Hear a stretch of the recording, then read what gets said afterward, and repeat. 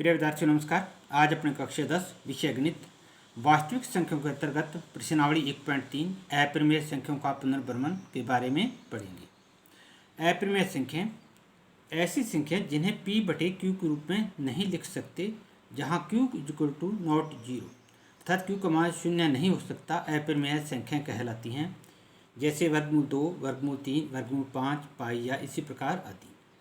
यदि p एक अभाज्य संख्या है, यदि p a स्क्वायर को विभाजित करती है तो a को भी विभाजित करेगी, अर्थात यदि p का a स्क्वायर पर पूरा पूरा भाग जाता है तो a पर भी पूरा पूरा भाग जाएगा। माना a बराबर 7 है, a बराबर 14 है और p बराबर 7 है।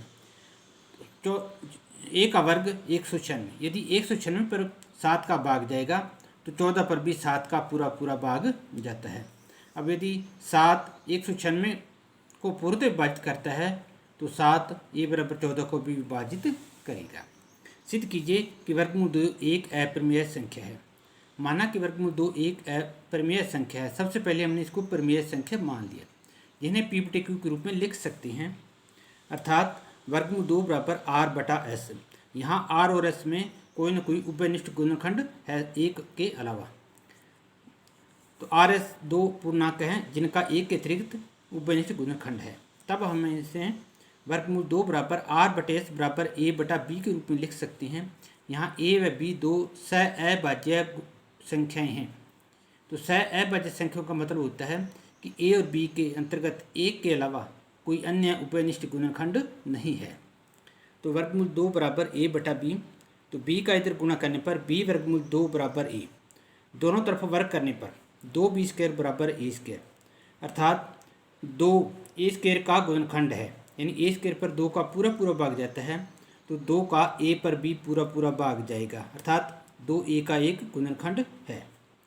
अब यदि a बराबर 2c लेते हैं तो 2b स्क्वायर, यहाँ a स्क्वायर की जगह 2c लिखा तो 2b स्क्वायर बराबर 4c स्क्वायर, तो b स्क्वायर बराबर 2c स्क्वायर, अर्थात b स्क्वायर पर भी 2 का पूरा पूरा भाग जाएगा। 2 का b स्क्वायर पर भाग जाएगा तो 2 का b का भी एक गुणनखंड होगा। इस प्रकार 2a व b दोनों का एक गुणनखंड है।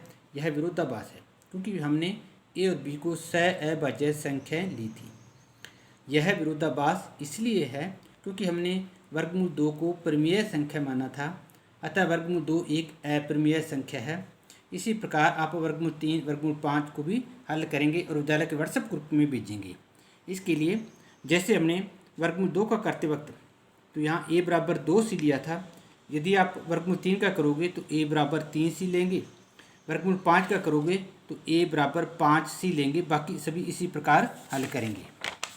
इसी प्रकार प्रश्नावली 1.3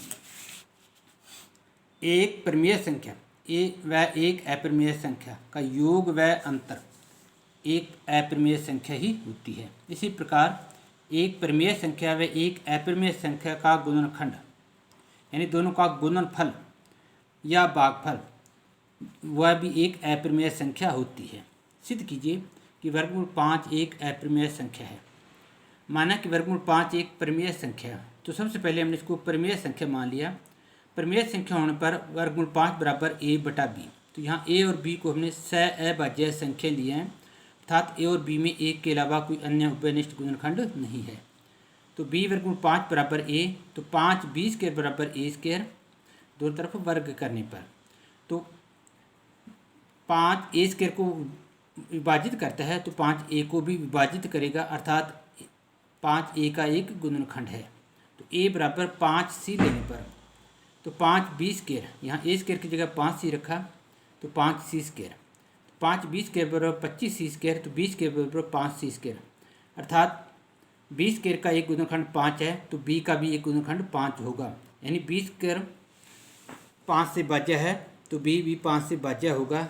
इस प्रकार 5a व b दोनों का एक उभयनिष्ठ गुणनखंड है, जबकि हमने a व b दोनों को सअभाज्य संख्या ली थी। यह विरोधाभास है।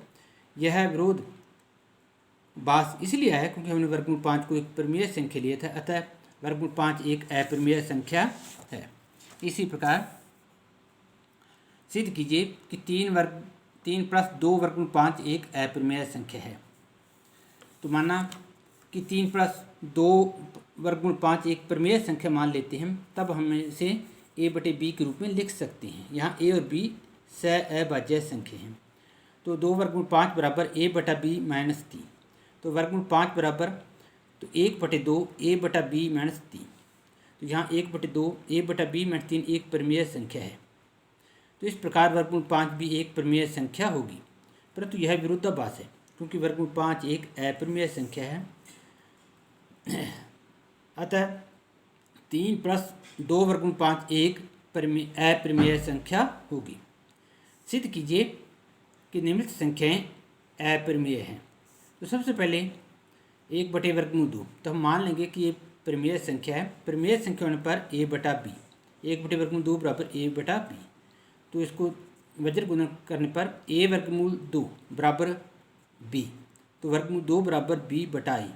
तो यहाँ b बटे 1 परिमेय संख्या है, तो परिमेय संख्या के बराबर परिमेय संख्या होगी। इस प्रकार वर्गमूल 2 भी एक परिमेय संख्या होगी, परंतु यह एक विरोधाभास है। क्योंकि हाँ, ये विरोधाभास इसलिए है क्योंकि हमने वर्गमूल 2 को एक अपरिमेय संख्या है जिससे कि हमने परिमेय संख्या मान लिया था।